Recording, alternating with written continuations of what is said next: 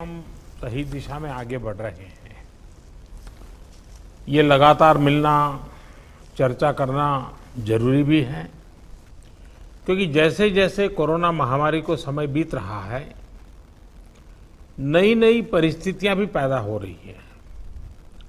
अस्पतालों पर दबाव, हमारे स्वास्थ्य कर्मियों पर दबाव, रोजमर्रा के काम में निरंतरता का न आना पाना, ये हर दिन एक नई चुनौती लेकर आते हैं। मुझे संतोष है कि हर राज्य अपने अपने स्तर पर महामारी के खिलाफ लड़ाई लड़ रहा है, और चाहे केंद्र सरकार हो चाहे राज्य सरकार हो, हम अनुभव कर रहे हैं कि हम लगातार एक टीम बनकर के काम कर पा रहे हैं। और यही टीम स्पिरिट जो है, वो एक परिणाम लाने में हम सफल हुए हैं।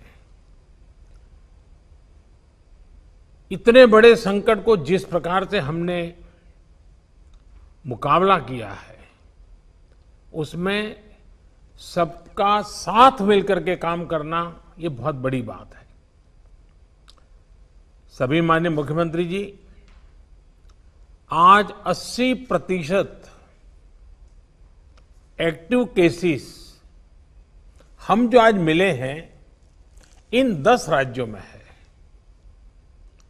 और इसलिए कोरोना के खिलाफ लड़ाई में इन सभी राज्यों की भूमिका बहुत बड़ी हो जाती है। आज देश में एक्टिव केसेस 6 लाख से ज्यादा हो चुके हैं, जिनमें से ज्यादातर मामले हमारे इन 10 राज्यों में ही है। इसलिए ये आवश्यकता लगी कि इन 10 राज्यों के एक साथ बैठ करके हम समीक्षा करें, चर्चा करें, और उनकी जो बेस्ट प्रैक्टिसेस है, उन्होंने किस किस प्रकार के नए इनिशिएटिव लिए हैं, वे सबके ध्यान में आए। क्योंकि हर कोई अपने अपने तरीके से प्रयास कर ही रहा है, और आज की इस चर्चा से हमें एक दूसरे के अनुभवों से काफी कुछ सीखने को, समझने को मिला है। कहीं न कहीं ये एक भाव आज निकल कर आया है कि अगर हम मिलकर अपने इन 10 राज्यों में कोरोना को हरा देते हैं, तो देश भी जीत जाएगा। साथियों, टेस्टिंग की संख्या बढ़कर हर दिन 7 लाख तक पहुंच चुकी है, और लगातार बढ़ भी रही है। इससे संक्रमण को पहचानने और रोकने में जो मदद मिल रही है, आज हम उसके परिणाम देख रहे हैं। हमारे यहां एवरेज फर्टिलिटी रेट पहले भी दुनिया के मुकाबले काफी कम था। संतोष की बात है कि ये लगातार और कम हो रहा है। एक्टिव केसेस का प्रतिशत कम हुआ है। रिकवरी रेट लगातार बढ़ता जा रहा है, सुधरता जा रहा है। तो इसका अर्थ यह है कि हमारे प्रयास कारगर सिद्ध हो रहे हैं। सबसे अहम बात यह है कि इससे लोगों के बीच भी एक भरोसा बढ़ा है, आत्मविश्वास बढ़ा है, और डर का माहौल भी कुछ कम हुआ है। और जैसे जैसे हम टेस्टिंग को बढ़ाते जाएंगे, हमारी ये सफलता आगे और भी बड़ी होगी, और एक संतोष का भाव हमको अनुभव होगा। हमने मृत्यु दर को 1% से भी नीचे लाने का जो लक्ष्य रखा है, इसे भी अगर हम थोड़ा और प्रयास करें, बड़े फोकस में प्रयास करें, तो वो लक्ष्य भी हम हासिल कर सकते हैं। अब आगे हमें क्या करना है, कैसे बढ़ना है, इसे लेकर भी काफी स्पष्टता हमारे बीच में भी उभर करके आई और एक प्रकार से ग्रास रूट लेवल तक सब लोगों के दिमाग में पहुंच गया है भाई क्या करना है, कैसे करना है, कब करना है। बात हिंदुस्तान के नागरिक तक हम पहुंचा पाए हैं। अब देखिए, जिन राज्यों में टेस्टिंग रेट कम है और जहां पॉजिटिव रेट ज्यादा है, वहां टेस्टिंग बढ़ाने की जरूरत सामने आई है। खासतौर पर बिहार, गुजरात, यूपी, पश्चिम बंगाल और तेलंगाना, यहां टेस्टिंग बढ़ाने पर खास बल देने की बात हम लोगों की बातचीत में से उभर करके आ रही है। साथियों, अब तक का हमारा अनुभव है कि कोरोना के खिलाफ कंटेनमेंट, कॉन्टैक्ट ट्रेसिंग और सर्वेलेंस, ये सबसे प्रभावी हथियार है। अब जनता भी इस बात को समझ रही है, लोग पूरी तरह सहयोग भी कर रहे हैं। ये जागरूकता की हमारी कोशिशों से एक अच्छे परिणाम की तरफ हम आगे बढ़े हैं।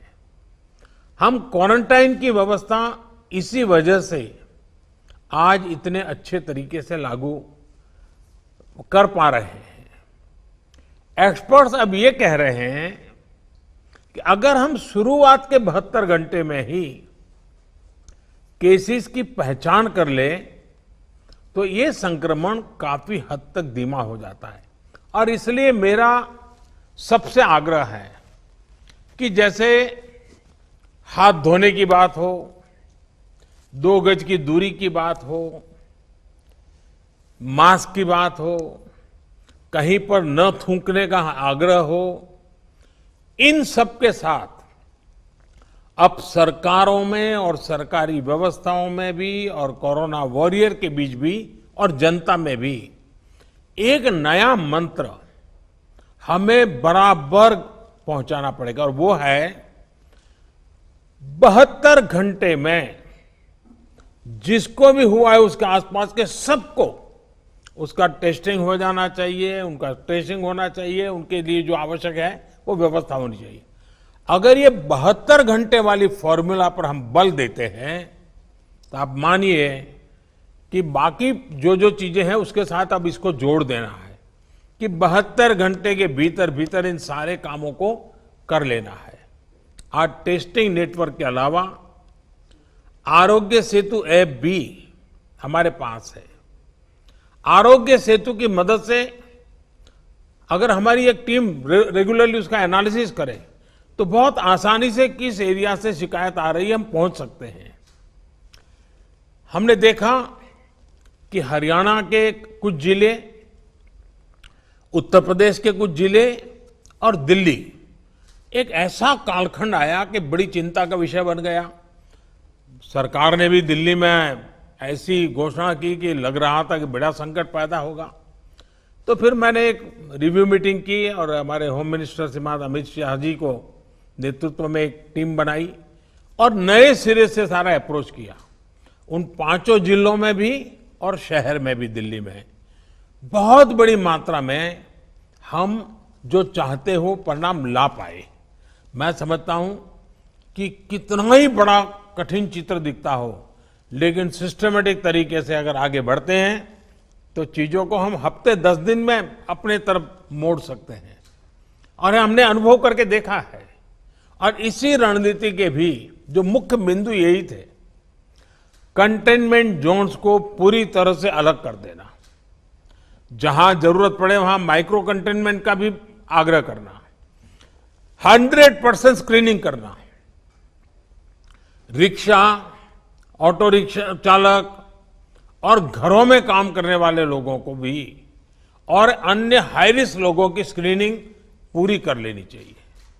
आज इन प्रयासों का परिणाम हमारे सामने है। हॉस्पिटल्स में बेहतर मैनेजमेंट, आईसीयू बेड्स की संख्या बढ़ाने जैसे प्रयासों ने भी बहुत मदद की है। साथियों, सबसे ज्यादा प्रभावी आप सबका अनुभव है। आपके राज्यों में जमीनी हकीकत की निरंतर निगरानी करके जो नतीजे पाए गए, सफलता का रास्ता उसी से बन रहा है। आज जितना भी हम कर पाए हैं, वो आप सबके अनुभव उसमें काफी मदद कर रहे हैं। मुझे विश्वास है कि आपके इस अनुभव की ताकत से देश ये लड़ाई पूरी तरह से जीतेगा और एक नई शुरुआत होगी। आपके और कोई सुझाव हो, कोई सलाह हो, तो हमेशा की तरह मैं हर समय आपके लिए उपलब्ध हूं। आप जरूर बताइए। और मैं आपको विश्वास दिलाता हूं, सरकार के सभी अधिकारी भी आज मौजूद थे। जिन जिन बातों का आपने जिक्र किया है, जिसकी चिंता करने के लिए कहा है, टीम पूरी तरह तुरंत ही उसको आगे बढ़ाएगी। लेकिन हम जानते हैं कि ये जो कालखंड होता है, सावन, भादो और दिवाली तक का, तो कुछ बीमारी का और बीमारियों का भी माहौल बन जाता है, उसको भी हमें संभालना है। लेकिन मुझे विश्वास है कि हम जो 1% से नीचे मृत्यु दर लाने का लक्ष्य, रिकवरी रेट तेजी से बढ़ाने का लक्ष्य, 72 घंटे में सारे कांटेक्ट पर्सन को तक पहुंच करके उनकी व्यवस्था करना, इन मंत्रों को लेकर के अगर हम थोड़ा फोकस एक्टिविटी करेंगे तो हमारे जो 10 राज्य जहां पर 80% केसेस हैं, हमारे 10 राज्य जहां 82% मृत्यु हैं, हम 10 राज्य इस पूरी स्थिति को पलट सकते हैं। हम 10 राज्य मिलकर के हम भारत को विजयी बना सकते हैं और मुझे विश्वास है कि हम इस काम को कर पाएंगे।